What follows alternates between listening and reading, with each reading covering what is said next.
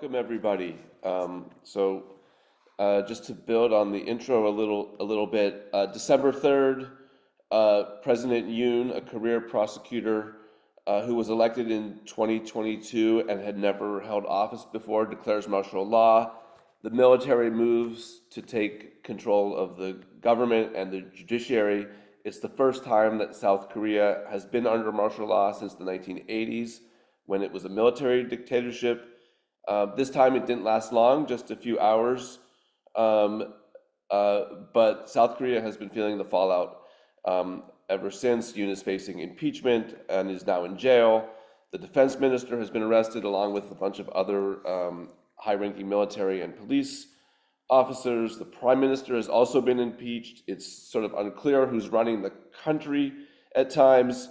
There's a lot of questions to answer here, starting probably with why Yoon did this in the first place. And fortunately for us, we have three experts who have been on the ground in Seoul the last couple of months, covering all of these events, and they're going to help us make sense of this.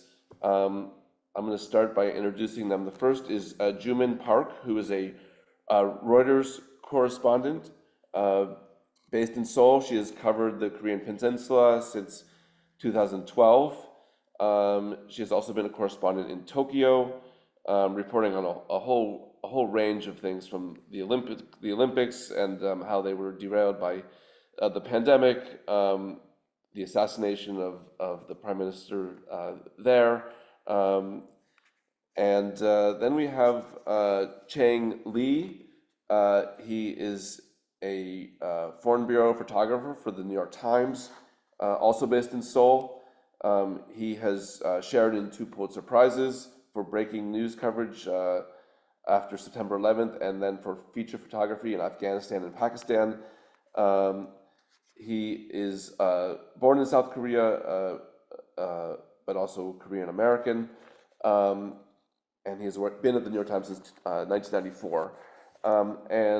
Finally, the person that I always call first whenever I have a question about South Korea, Max Kim is the LA Times correspondent in Seoul. And he's, before he came to the LA Times, he was a magazine writer. Has written for The Atlantic, The New Yorker, the MIT Technology Review. He has also worked for Vice News and the BBC. He grew up in Seoul and Princeton, New Jersey, and has a degree in English and comparative literature from the University of Buffalo. So let's just get started. Let's talk about that night, December 3rd. If you could just talk about like where you were when you heard the news and what your immediate reaction was. Jimin, you wanna start? Yeah, I can start. Yeah, thinking about that night, I was in bed, um, putting my kid to sleep. It was 10 o'clock, 10 p.m. I think 10, around 10-ish. And then I saw an alert on my phone saying Yoon is making a speech at 10 p.m. And I was like, what's going on? And right after that, there was another alert coming up. It says he declares martial law. That is something that I saw in my history textbook, for like 80s or 70s. And I couldn't really, get my head around. And, I called my bureau chief, and, the president declared martial, and he didn't even seem to believe that was even, yeah, that was even true. And we were sort of like, kind of, we were thinking numb for like 1 or 2 minutes, and then we start like firing, breaking news. But yeah, that was, so even thinking now, it's so surreal. That was my initial reaction to the martial news. But yeah, I can open up to others. Yeah, Max, I can't remember. Did I call you or did you call me? Yeah, we spoke. So I I was about to go to bed, and then people started texting me asking me if I was all right. And I was like, of course I'm all right. And then it comes out that, Yoon declared martial law. Um, I wish I could say that I immediately jumped to action and knew what to do, but I was completely at a loss. Like Jimin said, this is stuff of history textbooks.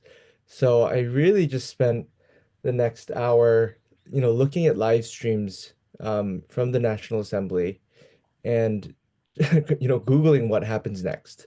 Um, just looking up, procedural stuff because, I obviously have never been in this situation before. Yeah, and we spoke, and I think the helicopters that flew over my house, they were because I live quite near the National Assembly, and I think they might have been, shuttling the soldiers that were on the scene that day. Yeah, yeah. And Chang, you didn't have the option of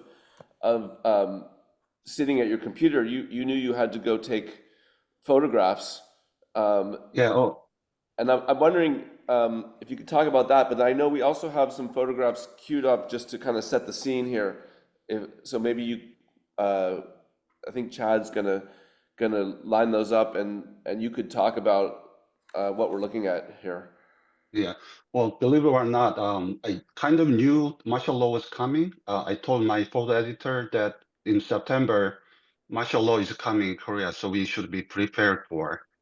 I kind of knew it when I was convinced was that when the defense minister had the hearing, his attitude was so bad, I just kind of knew it was coming, but I didn't know how it would come this soon.